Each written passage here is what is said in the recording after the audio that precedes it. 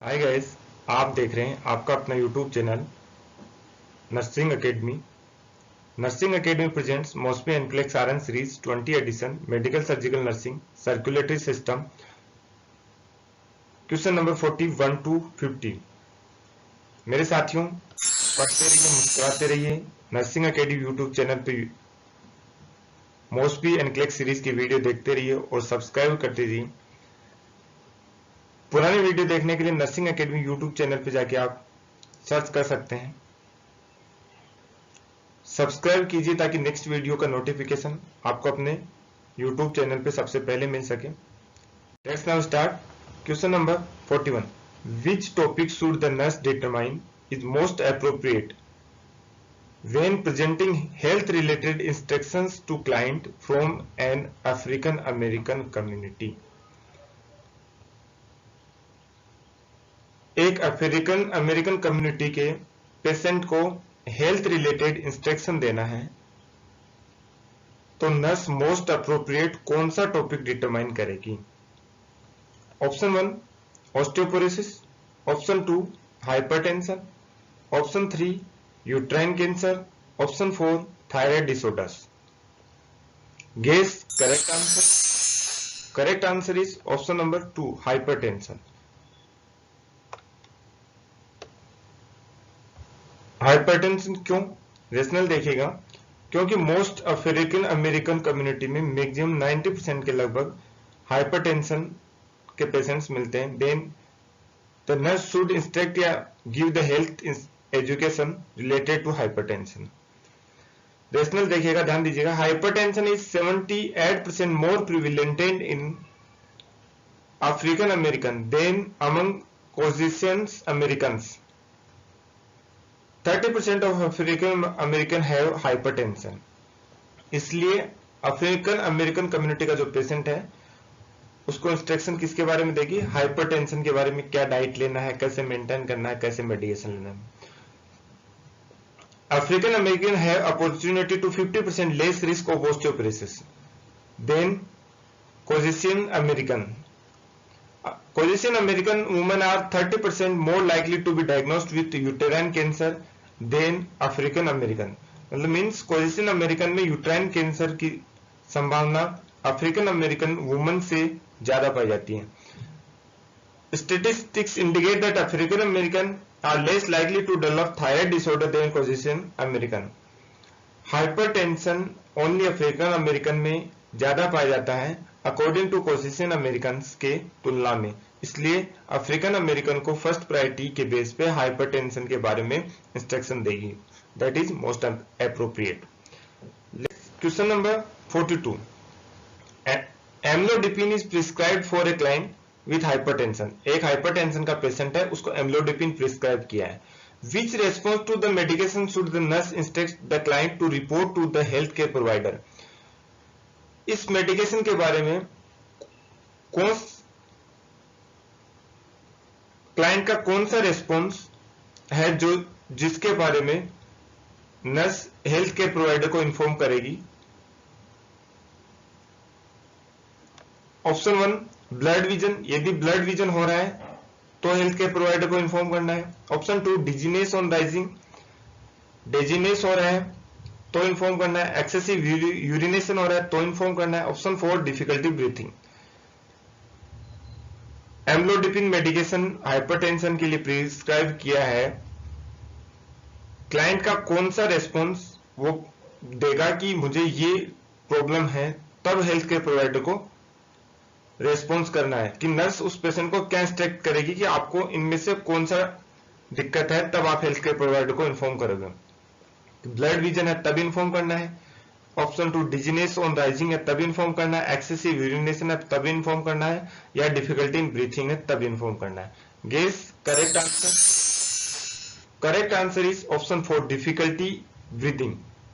Amlodipine चल रहा है हाइपरटेंशन के लिए, क्लाइंट को नर्स क्या इंस्ट्रक्ट करेगी? यदि आपको ब्रीदिंग में डिफिकल्टी आ रही है तो आप अपने हेल्थ केयर प्रोवाइडर या जो जिससे ट्रीटमेंट चल रहा है, कार्डियोलॉजिस्ट, फिजिशियन, उसको इन्फॉर्म करना है। रेशनल देखिए, ध्यान दीजिएगा, डिस्निया में indicate development of pulmonary oedema. क्यों इन्फॉर्म करेगी? क्योंकि डिस्निया होगा, डिफिकल्टी ब्रीथिंग होगी, तो वो पल्मोनरी एडिमा को इंडिकेट कर रहा है, मतलब पल्मोनरी वेसल्स के अंदर स्वेलिंग या एडिमा की कंडीशन डेवलप होगी, विच इज जो कि लाइफ थ्रेटनिंग कंडीशन है। Blurred vision CNS side effect may not occur in some people but it is not life threatening. Blurred vision एक सीएनएस साइड इफेक्ट है एम्लोडिपिन का, जो हो सकता है बट एक लाइफ थ्रेटनिंग कंडीशन नहीं है। यहां पे हमें प्रायोरिटी सिलेक्ट करना है। इस क्वेश्चन को सॉल्व करने के लिए एबीसी फॉर्मूला अप्लाई होगा, ए बी सी। कौन सा? First A, airway breathing. Airway यहां पे एक ही ऑप्शन है जो एयरवे से रिलेटेड है, difficulty breathing. Dizziness on rising and excessive urination is common side effect, ये भी साइड इफेक्ट है एम्लोडिपिन के, but that these are not life threatening, मतलब इससे पेशेंट को डेथ होने की संभावनाएं ज्यादा नहीं है। Next question number 43, atenolol 150 mg by mouth is prescribed for a client with hypertension। एक हाइपरटेंशन का पेशेंट है जिसको 150 mg एटेनोलोल प्रिस्क्राइब किया गया है। ईच मेडिकेशन कंटेन, एक टेबलेट एक टेबलेट के अंदर 50 mg एटेनोलोल है। How many tablet should the nurse administer. अब 150 mg देने के लिए हमें कितने टेबलेट देने होंगे? Option 1 tablet, option 2 tablet, option 3 tablet, option 4 tablet. Drug calculation का एक क्वेश्चन हर एग्जाम में 100% आता है। ये क्वेश्चन इंपॉर्टेंट है। ये क्वेश्चन समझने के बाद, इसका सॉल्यूशन समझने के बाद आपको ड्रग कैलकुलेशन का दूसरा वीडियो देखने की जरूरत ही नहीं पड़ेगी, ये मेरी 100% गारंटी है। इसका करेक्ट आंसर गेस कीजिएगा। Correct answer is option 3 tablet. कैसे कैलकुलेशन करना सिखाता हूं, सब पे फॉर्मूला एक ही अप्लाई होगा।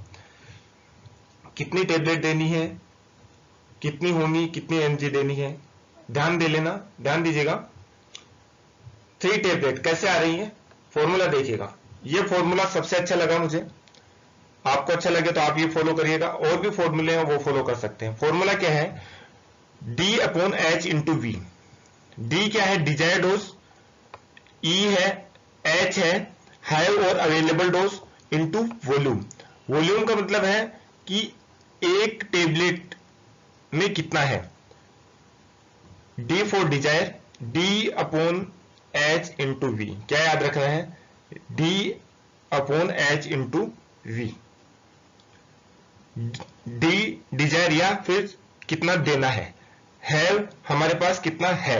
वॉल्यूम मतलब कितने वॉल्यूम में है एक, या फिर कितनी अमाउंट में है। फॉर्मूला में हम वैल्यू अप्लाई करेंगे। हमारे पास डी डिजायर कितनी दी हुई है या कितनी देनी है, कितनी 150 mg। क्वेश्चन क्या कह रहा है कि 150 mg टेबलेट हमें देना है, तो 150 mg हमने देना है। हैव हमारे पास कितना अवेलेबल है, इस टेबलेट में कितना है 50 mg। वॉल्यूम या अमाउंट कितना है, ईच एक। देन हमने एक पुट किया, कैलकुलेट करेंगे 150 by D 150 by 50 into 1। Then 5 को 15 से 3। देन कितना टेबलेट आंसर आया, 3 tablet. Correct, understood. Next question, इसमें हमें क्या ध्यान रखना है कैलकुलेशन करने के लिए? Always divide in steps. हमें स्टेप्स में कैलकुलेशन करना है, न कि डायरेक्ट फॉर्मूले को फॉलो करना है, ताकि गलती होने की संभावना कम रहे। डिजायर्ड डोज अपॉन है या अवेलेबल डोज इनटू वॉल्यूम या अमाउंट। पुट करने के बाद यूनिट सेम रखना है। 2 बातें ध्यान में रखनी है, स्टेप्स में डिवाइड करना है और यूनिट सेम रखना है।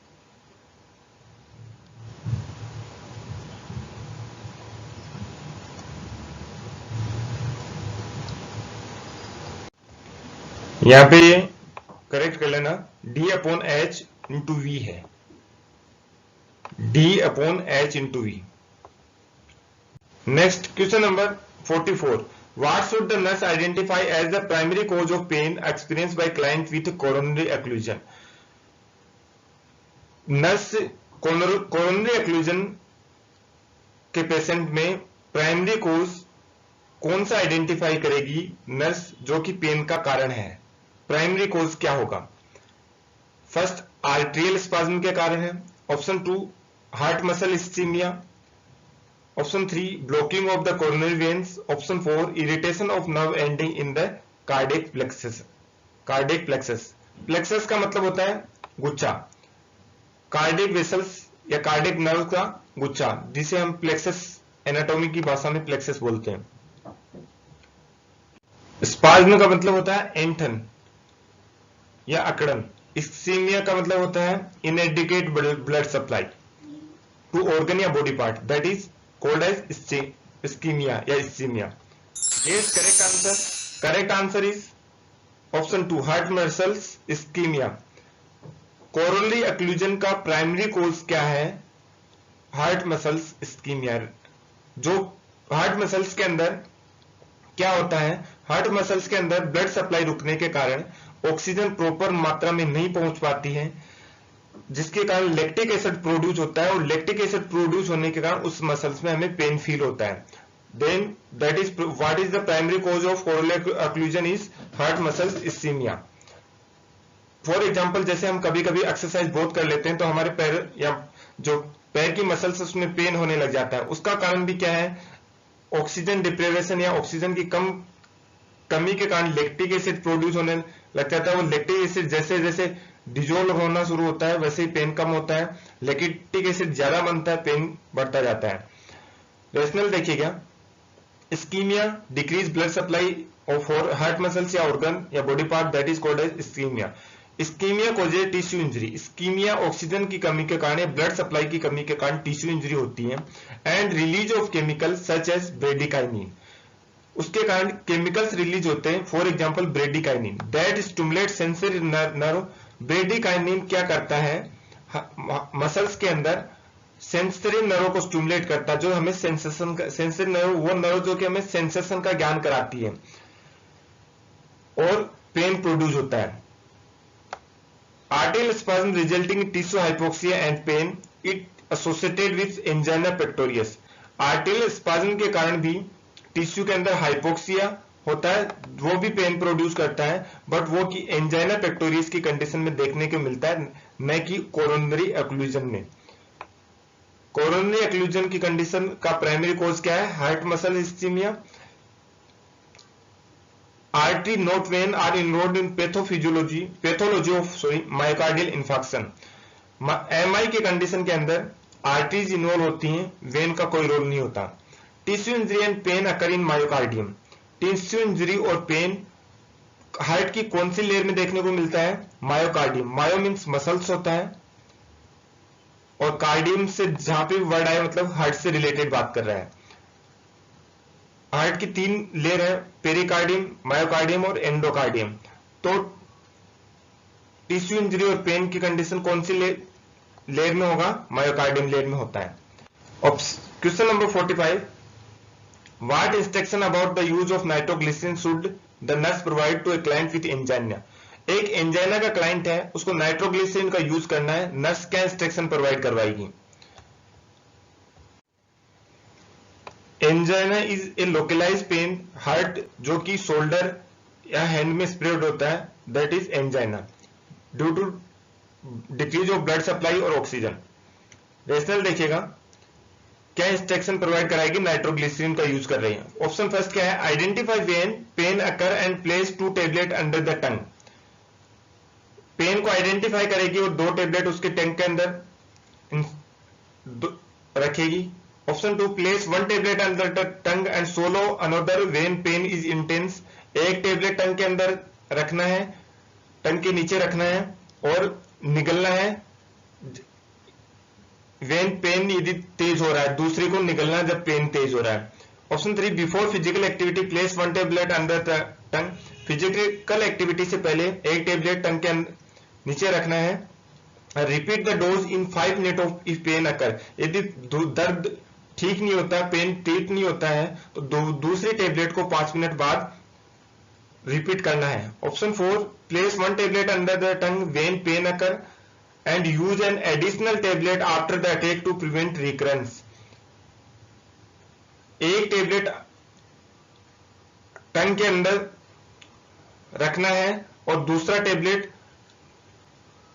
यूज करना है यदि बार बार अटैक हो रहा है या पेन बार बार रिपीट हो रहा है। Guess correct answer is option number 3, before physical activity.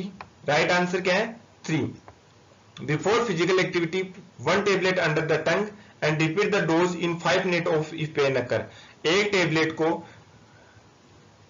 टंग के नीचे रखना है। टंग के नीचे का मतलब है, मेडिकल भाषा में बात करें तो सबलिंगुअल। नाइट्रोग्लिसरीन टेबलेट, कंसेप्ट याद रखना, पॉइंट याद रखना कि नाइट्रोग्लिसरीन टेबलेट का रूट क्या है, देन सबलिंगुअल। नाइट्रोग्लिसरीन की टेबलेट हम एक टेबलेट देते हैं, टंग के अंदर रखते हैं। यदि पेन रिलीव नहीं होता तो 5 मिनट बाद दोबारा रिपीट करना होता है। रेशनल देखिएगा, anginal pain which can be anticipated during certain activities. Anginal pain क्या होता है? कुछ एक्टिविटीज से भी रिलीव हो जाता है या कम हो जाता है। May be prevented by dilating the coronary artery immediately before engaging in the activity. Then क्या पता हमें नाइट्रोग्लिसरीन एडमिनिस्टर करने का जरूरत ही नहीं पड़े। उसके बाद हमें क्या करना है, यदि एक्टिविटी से रिलीव नहीं होता तो हम एक सबलिंगुअल रूट से एक टेबलेट देंगे। यदि एक से नहीं रिलीव होता है उसके बाद 5 मिनट बाद दोबारा टेबलेट रिपीट करेंगे। यदि फिर भी नहीं होता तो we should inform to health care provider. 1 tablet is generally administer at a time. एक बार में एक ही टेबलेट देना है। Doubling the dose may produce severe hypotension और हेडेक। यदि डोज डबल करने का क्या नुकसान है, क्या साइड इफेक्ट हो सकता है? हाइपोटेंशन, बीपी कम हो सकता है और उसको हेडेक भी हो सकता है। Hypotension and headache. रूट क्या होगा? नाइट्रोग्लिसरीन टेबलेट का रूट कॉमन बहुत बार एग्जाम्स में पूछा जाता है, ध्यान sublingual from the nitroglycerin absorb. कारण क्या है उसका कि नाइट्रोग्लिसरीन का एब्जॉर्बेशन डायरेक्टली जो टंग के नीचे म्यूकस मेम्ब्रेन है उसके द्वारा ज्यादा जल्दी होता है, न कि निकलने से। When the pain is relieved, rest will generally prevent it recurrence by reducing oxygen consumption of myocardium.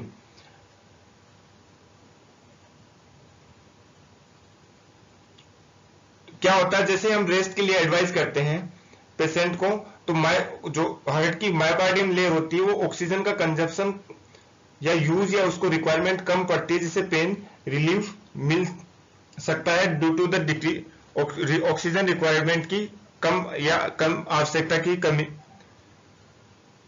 के कारण, या उसको कम ऑक्सीजन की आवश्यकता पड़ती है। Question number 46, Which nursing action is most important when caring for a client after cardiac catheterization? जिस भी क्वेश्चन में नर्सिंग एकेडमी की वीडियोस में स्टार लगाओ, दैट मीन्स वो क्वेश्चन इंपॉर्टेंट है, या तो पहले के एग्जाम्स में आया हुआ या आने की संभावनाएं बहुत ज्यादा है। क्वेश्चन क्या कह रहा है, विच नर्सिंग एक्शन, कौन सा नर्सिंग एक्शन मोस्ट इंपॉर्टेंट है जब एक कार्डियक कैथेटराइजेशन की केयर पेशेंट का नर्स केयर कर रही है? Option 1 provide for rest, rest प्रदान करना। Option 2 administer oxygen, oxygen administer करना।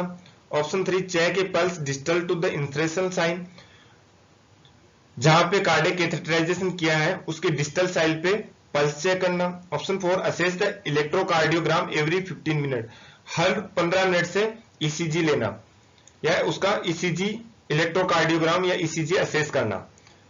ये correct answer, correct answer is option number 3 check a pulse distal to insertion site.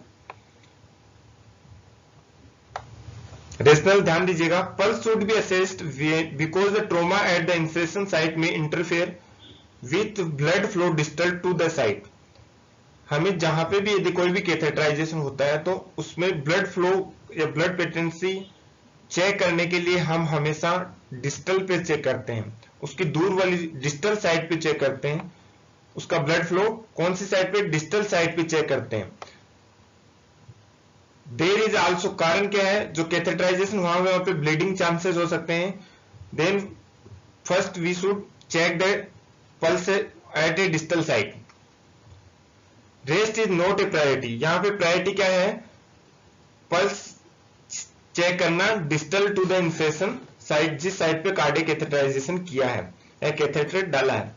Rest is not a priority although the extremities which the catheter was insert usually is immobilized for a period. Rest यहाँ पे priority नहीं है, जिस area में या जिस catheter insert करवाया है उसको इमोबिलाइज रखना है कुछ समय के लिए दौरान, 4 से 8 आवर तक। अलग अलग हॉस्पिटल्स का अलग अलग टाइम या अलग अलग हेल्थ केयर प्रोवाइडर का अलग अलग कंसेप्ट है। ऑफ टाइम जनरली कॉमनली 4 से 8 घंटे तक रखते हैं। प्रिवेंट ब्लीडिंग का, क्यों कि वहां पे ब्लीडिंग को रोकने के लिए इमोबिलाइज क्यों रखते हैं, ताकि ब्लीडिंग को रोक सके। Administer oxygen is determine on the individual basis. Oxygen administer करना अलग अलग के इंडिविजुअल कैपेसिटी पे निर्भर करता है, उसकी सेचुरेशन पे डिपेंड करता है। It is a different vary to person to person. The client will be on a cardiac monitor which will allow the continuous monitoring. Cardiac catheterization के बाद पेशेंट को कार्डियक मॉनिटर पे रखा जाता है, तो बार बार फिर हर 15 मिनट में ईसीजी चेक करना या असेस करना कम जरूरी नहीं है। Next question number 47, for which common complication of myocardial infarction should the nurse monitor client in the coronary care unit. Myocardial infarction का कौन सा कॉम्प्लिकेशन कॉमन कॉम्प्लिकेशन है जो कि एक पेशेंट कोरोनरी केयर यूनिट में एडमिट है। जिन पे भी स्टार लगा हुआ 3, that means this question is important. अपने नोट्स में आप बना सकते हैं, नोट कर सकते हैं। ऑप्शन 1 डिसरिथमिया या एरिथमिया। डिसरिथमिया और एरिथमिया सेम थिंग है। Option 2 hypokalemia. Option 3 anaphylactic shock. Option 4 cardiac enlargement. Enlargement का मतलब है हार्ट की साइज का बड़ा होना। डिसरिथम का मतलब है irregular heart rhythms. Hypokalemia means potassium का लेवल कम होना। एनाफाइलेटिक शॉक किसी एलर्जी के कारण शॉक की कंडीशन डेवलप होना। Guess the correct answer. Correct answer क्या होगा इसका, कमेंट बॉक्स में लिख के बताइए। Dysrhythmia. Most common complication of myocardial infarction is the dysrhythmia या एरिथमिया। ऑप्शन में आपको एरिथमिया मिल सकता है, डिसरिथमिया मिल सकता है। नर्सिंग टिप्स याद कर लेना। एमडी जो कार्डियोलॉजिस्ट होता है वो एमडी होता है, M for myocardial, D for dysrhythmia. Connect कर लोगे आराम से। रेशनल ध्यान दीजिएगा। मायोकार्डियल इंफेक्शन में काज inserted may cause increased irritability of tissue or interruption of normal transmission of impulses। Myocardial infection का कारण क्या है, टिश्यूज की इरिटेबिलिटी बढ़ना और नर्व इंपल्सेस हैं उसके ट्रांसमिशन जो नॉर्मल है उसमें रुकावट या इंटरप्शन होना। डिसरिथमिया occur in about 90% of clients with MI। Most common complication क्या है एमआई का, डिसरिथमिया, जो कि 90% पेशेंट जो एमआई के होते हैं उनमें देखने को मिलता है। हाइपोकैलेमिया में result when client with taking cardiac glycosides और डायूरेटिक्स। हाइपोकैलेमिया उस कंडीशन में होता है कॉम्प्लिकेशन यदि पेशेंट कार्डियक ग्लाइकोसाइड या डायूरेटिक्स ले रहा है। डायूरेटिक्स जैसे लेसिक्स या जो यूरिन को मतलब यूरिन को बढ़ाते हैं, यूरिन आउटपुट को बढ़ाते हैं, that means is diuretics. Cardiac glycosides वो मेडिकेशन होती हैं जो कि कार्डियक आउटपुट को बढ़ाने के लिए काम में ली जाती हैं, जैसे हार्ट फेलियर या इरेगुलर हार्ट बीट के लिए यूज करते हैं। फॉर एग्जांपल जैसे डिजोक्सिन का नाम सुना होगा आपने, डिजोक्सिन या डिजिटेलिस को कार्डियक ग्लाइकोसाइड्स बोलते हैं। Anaphylactic shock is caused by an allergic reaction not by MI. Anaphylactic shock हमेशा किसी भी एलर्जिक रिएक्शन के कारण होता है, न कि एमआई के। Cardiac enlargement is slow process so it will not be evident in the coronary care unit. Cardiac enlargement एक स्लो प्रोसेस होता है, डायरेक्टली ऐसा नहीं होता कि हार्ट की साइज एकदम से बहुत बढ़ गया हो, धीरे धीरे इंक्रीज होता है। Next question number 48, a nurse prepare a client for insertion of a pulmonary artery catheter। एक नर्स एक क्लाइंट को पल्मोनरी आर्टरी कैथेटर इंसरेशन के लिए प्रिपेयर कर रही है। What information can be obtain from monitoring the pulmonary artery pressure. Pulmonary artery pressure monitor करके कौन सी इंफॉर्मेशन क्या इंफॉर्मेशन प्राप्त की जा सकती है। ऑप्शन 1 स्ट्रोक वॉल्यूम प्राप्त कर सकते हैं। ऑप्शन 2 वेनस प्रेशर के लिए पल्मोनरी आर्टरी प्रेशर प्राप्त कर सकते हैं। ऑप्शन 2 कोरोनरी आर्टरी पेटेंसी के लिए pulmonary artery. Option 4 left ventricular functioning. Guess correct answer. Correct answer is left ventricular functioning. Pulmonary artery pressure का मॉनिटर लेफ्ट वेंट्रिकुलर के फंक्शन को चेक करने के लिए मेजर करते हैं। रेशनल ध्यान दीजिएगा। Pulmonary artery catheter is place in the pulmonary artery. Pulmonary artery catheter pulmonary artery के अंदर इंसर्ट कराया जाता है। Information regarding left ventricular function, जो कि लेफ्ट वेंट्रिकुलर के फंक्शन को चेक करने के लिए या उससे रिलेटेड इंफॉर्मेशन के लिए काम में लेते हैं। Pulmonary artery catheter pulmonary artery में इंसर्ट कराया जाता है, जो कि लेफ्ट वेंट्रिकुलर फंक्शन चेक करता है। It obtain when the catheter balloon is inflamed. जो कैथेटर है उसके बैलून को हम इंसर्ट करा के इन्फ्लाम कर देंगे ताकि इंफॉर्मेशन मिल सके। Information on stroke volume. Stroke volume क्या होता है, पहले ये समझना है। यहाँ पे स्ट्रोक वॉल्यूम कहते किसे हैं। What is the stroke volume? Stroke volume is the amount of blood ejected by left ventricular. Stroke volume जो लेफ्ट वेंट्रिकुलर से ब्लड निकलता है उसकी अमाउंट को ही हम स्ट्रोक वॉल्यूम बोलते हैं। विथ ईच कॉन्ट्रैक्शन, एक कॉन्ट्रैक्शन के साथ ही। जैसे एक बार हार्ट कॉन्ट्रैक्ट हुआ उससे कितना ब्लड निकला, that is stroke volume. Normal कितना होता है 70 ml के आसपास, जिसके लिए हमें पल्मोनरी कैथेटर की रिक्वायर्ड नहीं है। Central venous pressure regarding can be obtain when the pulmonary catheter. Central venous pressure हम पल्मोनरी कैथेटर से प्राप्त कर सकते हैं। It is not the specific at pulmonary wedge pressure which reflect pressure in the left side of the heart. Central venous pressure reflect pulmonary wedge pressure से कोई connect नहीं है।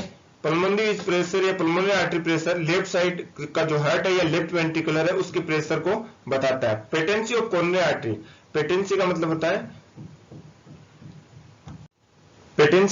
है नॉर्मल कंडीशन, मतलब ओपन है या आर्टरी या फिर क्लोज्ड है, ओक्यूलेटेड नहीं है, ऑब्स्ट्रक्टेड नहीं। ये चेक करेंगे हम किससे? कोरोनरी आर्टरी का किससे चेक होता है? कार्डियक कैथेटराइजेशन से, न कि पल्मोनरी आर्टरी प्रेशर या पल्मोनरी कैथेटर से। पेटेंसी ऑफ कोरोनरी आर्टरी किससे चेक करते हैं? कार्डियक कैथेटराइजेशन के द्वारा। Next question number 49। A client with thromboembolic disorder is received a continuous IV infusion of heparin 1000 unit per hour. एक thromboembolism disorder का client है जिसको हिपेरिन का इन्फ्यूजन चल रहा है।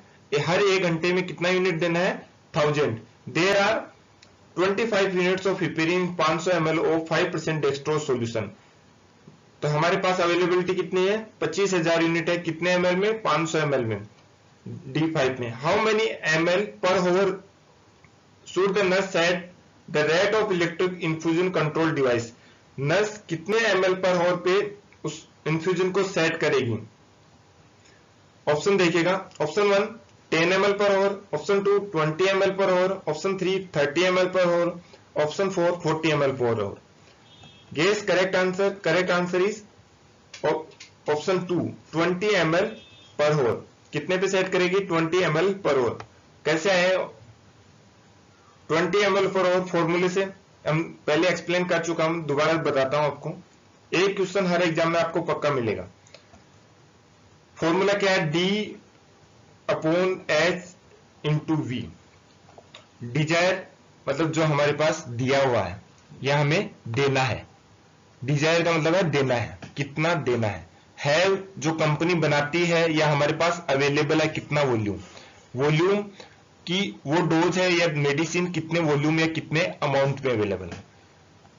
वैल्यू पुट करते हैं हम। डी कितना दिया हुआ है? देना हमें 1000 यूनिट देना है। ठीक है, क्लियर। हमारे पास अवेलेबिलिटी कितनी है? 25,000 यूनिट। वॉल्यूम कितना है? 500 ml। यहां पे करेक्ट कर लेना इसको।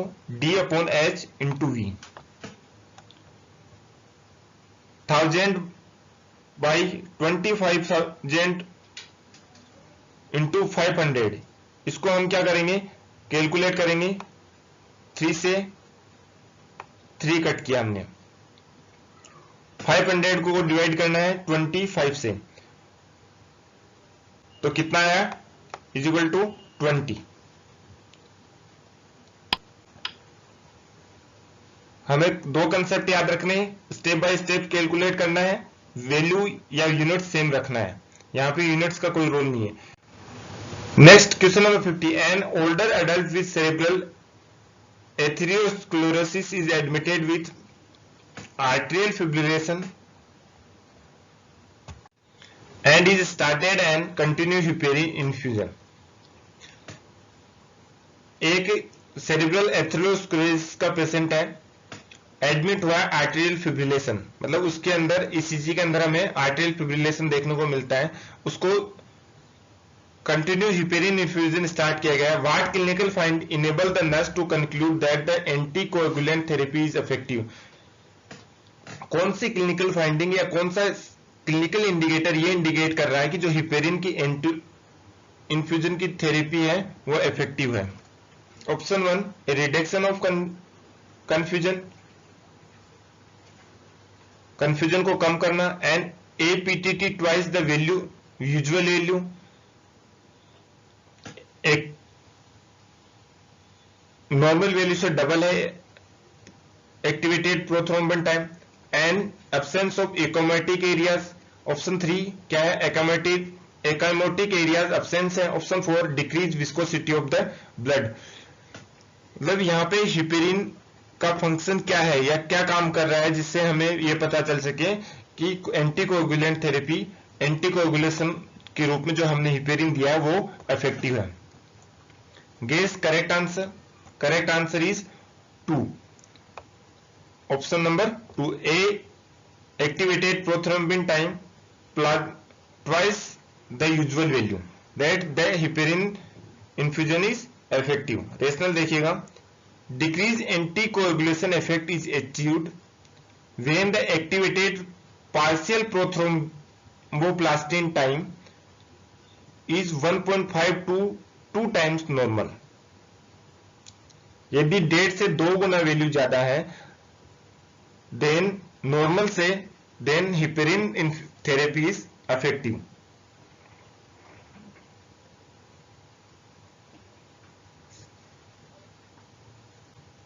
हिपेरिन किस पे काम करता है, हिपेरिन के लिए activated APT double PT, activated partial thromboplastin time check करते हैं हिपेरिन थेरेपी के इफेक्ट को देखने के लिए। एक्टिवेटेड पार्शियल थ्रोम्बोप्लास्टिन टाइम क्या चेक करते हैं, एक्टिवेटेड पार्शियल थ्रोम्बोप्लास्टिन टाइम। यदि वो नॉर्मल वैल्यू से 1.5 से 2 गुना ज्यादा है that means therapy is effective. When anticoagulant help prevent, anticoagulant का काम क्या है, तो थ्रोम्बोस फॉर्मेशन हुआ या थ्रोम्बाई है उसको रोकना। दैट कुड ब्लॉक, जो कि सेरेब्रल सर्कुलेशन को ब्लॉक कर सकता है। They do not increase cerebral perfusion and so will not affect existing confusion. Block कर सकता है बट ऐसा कोई इंडिकेशन नहीं है क्वेश्चन में कि ये सेरिब्रल परफ्यूजन को इफेक्ट कर रहा है। दो इसमें कंफ्यूजन जो ऑप्शन है, ऑप्शन नंबर फर्स्ट, उसको हम क्या कर देंगे, एलिमिनेट कर देंगे। हर बंदे का अलग अलग कंसेप्ट होता है। कुछ इंस्टीट्यूट या कुछ बुक्स ये कहते हैं कि एलिमिनेशन प्रोसीजर के द्वारा आप करेक्ट करो आंसर को, जबकि मेरा ये मानना है कि फॉर एग्जांपल मुझे दिल्ली जाना है तो मैं दिल्ली पे फोकस करूं। मैं ये क्यों देखूं कि चंडीगढ़ से जान किधर है, हरियाणा किधर है, मुझे उससे क्या लेना देना। सबका अलग अलग कंसेप्ट है। मैं इस पे फोकस करता हूं कि if we know what is work the heparin therapy then we choose the right answer. कि हिपेरिन थेरेपी क्या काम करती है वो हमें पता है, तो हम ये क्यों देखें कि कौन सा ऑप्शन गलत है, हम डायरेक्ट पे राइट आंसर पे फोकस करें। Absence of bleeding suggests that the drug has not reached toxic level। Absence of bleeding ये सजेस्ट कर रही है कि हेपेरिन थेरेपी टॉक्सिक लेवल तक पहुंची या नहीं पहुंची। यदि ब्लीडिंग हो रहा है then means heparin is show the toxic effect.